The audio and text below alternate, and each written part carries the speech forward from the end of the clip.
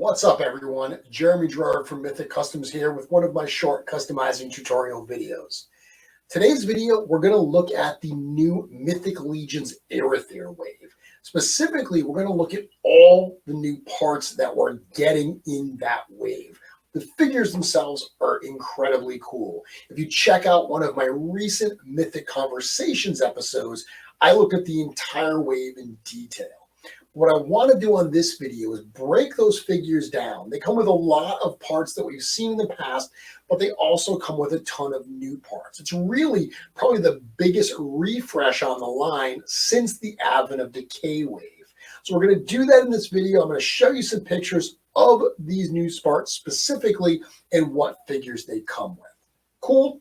Let's get started. Let's talk about the female in the line, Hadriana. So she's probably the easiest one to talk about because all of her body uses existing parts. The only thing new is the head itself.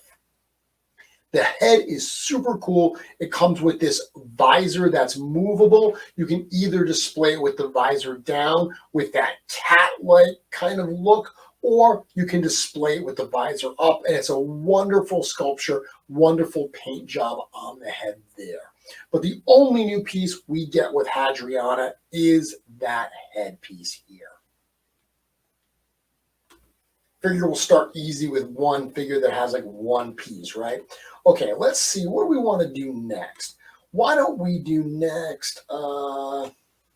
Let's do Aerthyr himself. So this is the Aerthyr figure. Now, you can see, obviously, this figure here, the first thing you probably see, if not that fiery head, are those wings. So the wings themselves, that is a new part that we got for the first time in the Aerthyr wave.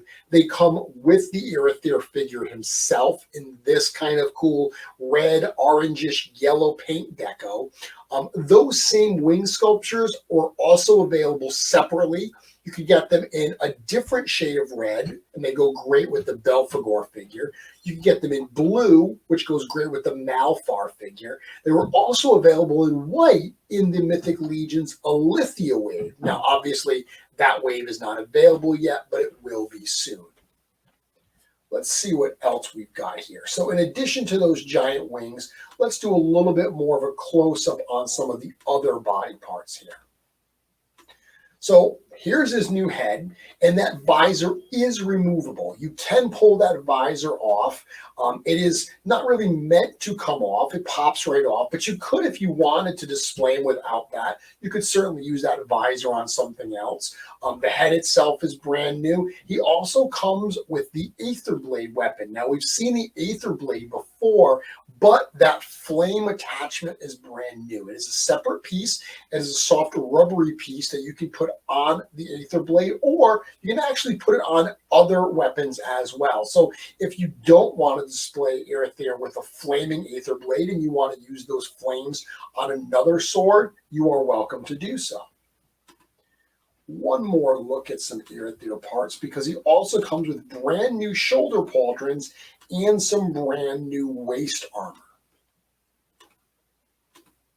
So the waist armor you'll see here, it uses those kind of leathery, strappy waist armor that we've seen on the Barbarian builder and a couple other figures, a number of figures. What's new here is the buckle piece. So the buckle piece on that belt is a separately molded piece that is glued in. They've replaced that with this, more demon head looking one here. We also get a brand new loin piece here for the Aerthyr figure, and those wicked shoulder pads. So he comes with these two wicked shoulder pads that plug in. Those are brand new to the Aerthyr figure. They're honestly so specific to the Aerthyr figure, it makes me wonder if we're ever going to see them again. Like, I wonder if these are a brand new part that were created exclusively for Aerthyr, and maybe unlike some of the other library parts that get reused over and over, I wonder if those are going to be one and done, and if we're only going to see them with Aerthyr. Realistically, only time will tell. So those new parts with that figure. Next, let's talk a little bit about Magnus and Vorthog, because Magnus and Vorthog actually share some similar pieces. Now, one piece that isn't similar are the heads. So the heads on both of these figures are brand new. Magnus on the left here, Vorthog on the right. Super cool heads. We have seen that Vorthog head figure, head reused a few times already. It is available repainted in the Deluxe Orc Legion Builder pack that was part of the Mythic Legions Tactics campaign. And it was also flocked and used on the All-Stars 4 Bryophytus figure. The Magnus head, for now at least, is unique to that figure. Let's look at the torsos, because the torsos on those figures are one of the really cool new pieces that I'm excited for. This is like a thicker torso. So if you compare this to the armored torso that we've seen, predominantly through the 1.0 figures, this has got more heft to it. It's a little bit thicker, and it pairs really well with that waist armor that you see here on the right. Now, this is the same waist armor, but that little emblem in the middle is a separate piece that's glued in, and they did two different ones, so it allows us to get a little bit of a different look with just a tiny change on that part. Both of these work wonderfully well with those torsos that you see on the left. The Vorthog figure also comes with a brand new loin piece that's got kind of like a chainmail look. You can see that on the right. Now, the Vorthog figure comes with a few other unique pieces. Magnus doesn't. Magnus has got standard legs and standard shoulder armor, but the Vorthog figure has some other pieces that are worth looking at. First is the pauldrons. So he comes with these brand new, really wicked looking spike type pauldrons. I love these. I think they look great. We've seen the other spiky pauldrons used so many times throughout the line that having another kind of spiky, really, I don't want to say evil, but really brutal looking shoulder armor, I think is going to be a nice addition to the line.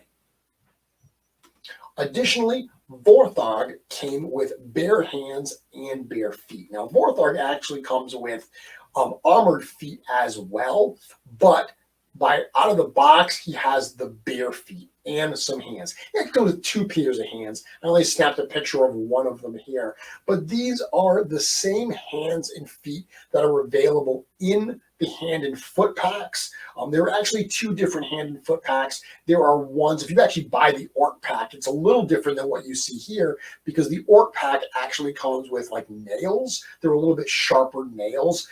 The human pack actually looks more like this, but only painted in more of a flesh tone, a Caucasian style flesh tone, whereas the Orcs are painted green. But these parts are new in the Aerthyr wave. The bare hands and the bare feet, new on Vorthog, new for the Aerthyr wave. Very cool. Again, we're just going through these one at a time so you can see what the new parts in the line that are available are going to be. So Belfagor, the demon. Belfagor is a figure that doesn't come with a lot of new parts. He's got the bare hands. You see both sets of bare hands here. One of them is a gripping set. One of them is more of an open palm set. These are like the Orc hand pack where they have the claws. The head is obviously brand new. Those horns are not meant to be removable. You can pull them out, but they are glued in place. And he also has this piece of neck armor. This piece of neck armor works really, really well. It is sculpted to go on the bare torso. Well, you could put it on an armored torso. It's not going to fit perfectly.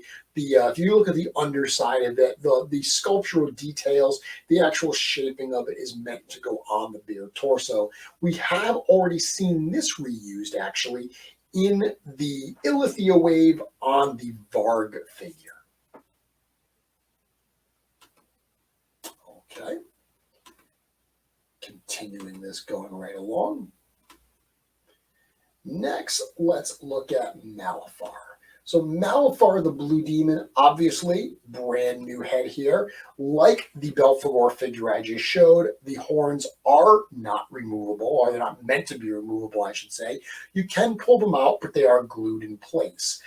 If you do pull them out, the look of the Malafar head is great. I would love to paint one green and make it a goblin. The challenge is the back of the head is very elongated to accommodate for those horns. If you pull the horns out, the head looks misshapen, and there's two gaping holes in the back of the head that you'd have to figure out what to do with and how to account for that. Malafar also comes with a new tail that we haven't seen in the line previously, and a set of wings. Now, the wings themselves are actually similar to what we get in the wing sets, but they're a lot smaller. If you actually look at the wing sets, including the wings that were on the Aerthyr figure that we looked at, they're two pieces. It is a lower piece that plugs into the back of the figure, and then there's the large rest of the wing. Basically, what they've done with these wings is they've used the lower piece still that plugs into the back, but they've replaced that really large back piece with this tiny little additional piece here to make these smaller profile wings. There's also the tail, which is a really cool barbed tail. I would love to grab a couple of these tails and maybe start to use these instead of as tails as like limbs, either tentacles off the back or maybe replace arms with them. I think that would make for some fun, really creepy looking characters. As you're seeing, lots of new parts in this line across all of these figures. Let's look at the Hellfire Goblin next. So the Hellfire Goblin comes with a couple different heads. The way the head is, it's a two-part head. There's the back part of the head, which has the neck peg, which plugs into the torso. Then there's the front part of the head. And he comes with three different options that you can display. Basically two front parts. One of them looks like the traditional bog goblin with the mouth closed. Then you get the open mouth look. Now you only get one open mouth look, but you get two different tongues. So that tongue out of the box, it ships with the short tongue like you see on the right. You can pull that tongue out. It just pegs into the bottom of the mouth, and it comes with this really, really long tongue. You could put that in instead. So out of the box, you've got three different looks for the Hellfire Goblin's head, and that's not even taking into account the helmet that he comes with. Let's look at that helmet now, because that makes for a very different and very cool look, I think, for the Hellfire Goblin as well. So you can see on the right here, the Hellfire Goblin's helmet off his head. And then on the left, I actually put it on the head with the long extended tongue. So three different looks, whether it's the normal bog goblin closed mouth look, whether it's the long tongue, whether it's the short tongue, and then you could add the helmet onto any of those.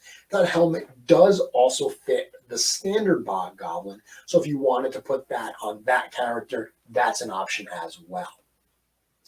Finally, the Hellfire Goblin does come with bare hands and bare feet.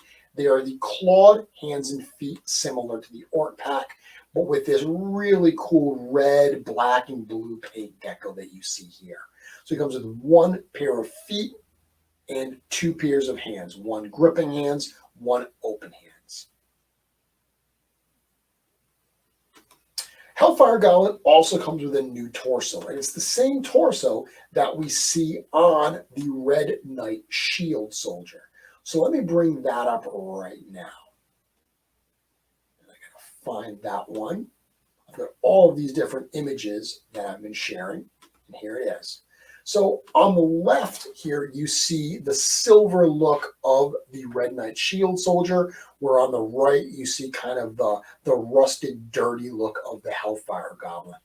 When I said the Magnus and Vorthog torso was a little bit thicker than what we've seen in the past, this is interesting because this goes the other way, where this is a little smaller, maybe a little bit thinner than the ones we've seen in the past. So with these two new torsos, we not only get new looks, we actually get some new sizes and some new profiles. When you see a character with the Magnus or Vorthog torso, it's just got a presence, a thickness about it. Whereas this one looks a little sleek and very, very lean. Now, even cooler, the red shield soldier comes with a new neck piece that goes over that torso that totally transforms it. Makes it look like a very, very different piece. And it looks like this. So you can see these three photos here, and I'm also showing the new pauldron armor. All the way to the left, you can see how that torso looks without the neck piece on. The neck piece is to the side of it. That neck piece plugs in the same way that any of the collar neck pieces plug in. There's just a little tab in the back of the torso. In the middle, you can see what that torso looks like with that neck armor on. It's such a clean fit, and the sculpture works so well that it almost doesn't even look like it's an additional piece tacked on. It totally looks like that's a different sculpture, but it's not. It is the same torso as the Hellfire goblin. I love these new pauldrons. They're not as big as any of the other pauldrons they've done for 1.0. They've got a really cool presence about them. They almost have kind of like a Batwing type look for them in some way. You can see the front look of them all the way to the left, the back look all the way to the right. Red Shield Soldier also comes with, obviously, the new head.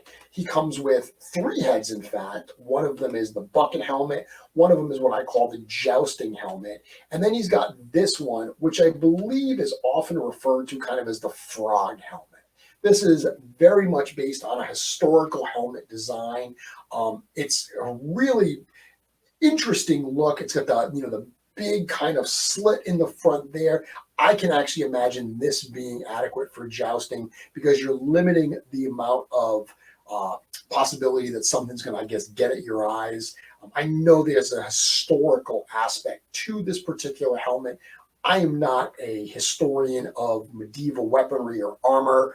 I'm much more of a fantasy type guy myself. All I know is this is a cool helmet. I love the fact that it's got a historical tie-in while still looking great in a high fantasy line like Mythic Legions. And the last piece we're going to show, also from the Red Shield Soldier, is the new waist armor. So the new waist armor you see on the left here works really well with that shoulder armor. It's got that kind of Batwing, almost like look to it. Also has a new loin piece. One interesting thing you'll notice on the right are I took a piece of the waist folds armor from a normal 1.0 build before this point and one of these new ones. The holes are much smaller. The part themselves is really pliable, rubbery type material. So it goes right over the waist ball. It actually holds it really snug, a lot snugger than the old ones used to. I never had a problem with the old ones, but the new ones are even better. They actually fixed something I didn't even know needed to be fixed, but I love the way it looks. I love this particular piece. Not only visually does it look good, but functionally it fits so well on the figure. That's what we got. Those are all the new figures in the line. Obviously, I didn't look at the horses because the horses are totally brand new. The first time we've ever seen mounts is in the Aerthyr wave, so every part of those is brand new. I wanted to focus more on the figures themselves. We've got some figures like Hadriana that have one new part, Belfagor, couple new parts, all the way to Red Shield Soldier, which have a ton of new parts.